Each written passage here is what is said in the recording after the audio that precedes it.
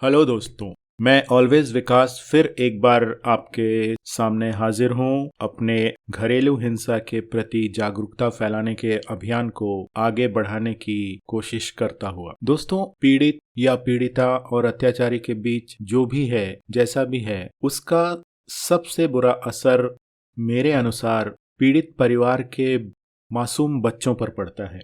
उनका सोचने का, समझने का तरीका आम बच्चों से बहुत ही अलग हो जाता है, बहुत ही बदल जाता है, या यूं कह लें कि वो एक तरह के स्पेशल किड्स हो जाते हैं। और ये बात सही भी है, मैंने खुद भी महसूस किया है कि ऐसे बच्चों को दुनिया पे किसी पर कोई विश्वास नहीं रह जाता, कोई ट्रस्ट नहीं रह जाता। ये हर किसी पर, हर किसी के मंसूबों पर, इरादों पर शक करने लगते हैं। ये कभी खुलकर आपसे नहीं मिलते, क्योंकि इसके पीछे उनके मन में बहुत सारी उधेड़ बुन चल रही होती है। वो जो देखते हैं अपने सामने माता पिता के बीच घटित होता हुआ, और किस तरह से मुख्यतः एक पीड़िता परिवार की इज्जत बचाने के नाम पे बच्चों को चुप रहना, हर चीज को छुपाना, झूठ बोलना सिखाती है, उससे बच्चों का जो जजमेंट का पावर होता है वो बहुत ही, मतलब क्या कहें, अजीब सा हो जाता है। बच्चे जस्टिफाई नहीं कर पाते खुद को, और एक बड़े ही अलग बच्चों की तरह उनका ग्रोथ होता है।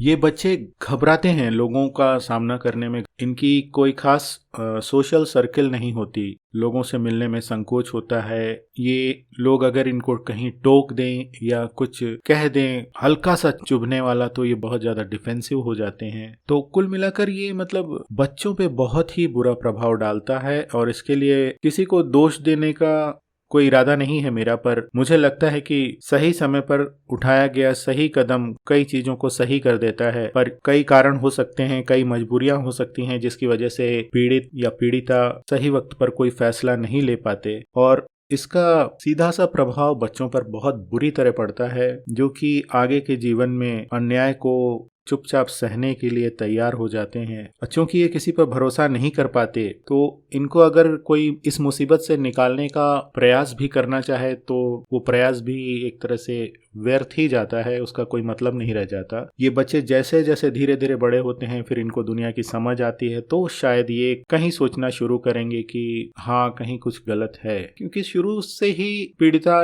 या पीड़ित इनको गलत के साथ जीना सिखा देता है। वो उसको, बच्चे को, उसके कोमल मन को ब्रेन वॉश कर देता है कि जो हो रहा है ये हर घर में होता है, ऐसा कुछ तुम्हारे साथ अलग नहीं हो रहा है, और परिवार की इज्जत बचाना सबसे जरूरी है, नहीं तो लोग हंसेंगे। पर फायदा क्या होता है? जो चीखें हैं, वो जो लड़ाइयां हैं, लड़ाई की आवाजें हैं, चीखें हैं, वो घर के बाहर तो जाती ही जाती हैं। प्लस आपके व्यक्तित्व में, आपकी शक्ल में वो रिफ्लेक्ट होता है, वो दर्द या वो पीड़ा कहीं ना कहीं तो रिफ्लेक्ट होती है। आपके बच्चों के चेहरे पर भी वो दिखाई देता है, साफ दिखाई देता है कि कहीं कुछ गलत है। पर हम समाज के लोग, हम किसी के पारिवारिक मामलों में हस्तक्षेप नहीं कर सकते, क्योंकि हर परिवार अपने को सुरक्षित रखने के लिए काफी मजबूत दीवार बना के रखता है। हमें फिर भी कोशिश करते रहना है, हमें हार नहीं माननी है कि हम कम से कम पीड़ित या पीड़िता को जागरूक कर सकें, उन्हें समझा सकें कि जो हो रहा है वो सामान्य नहीं है, वो नॉर्मल नहीं है, इसको नॉर्मल की तरह मत लीजिए। ठीक है दोस्तों, काफी लंबा पॉडकास्ट हो गया, मैं जानता हूँ आपके पास समय की कमी है। अगले एपिसोड में फिर मिलूंगा।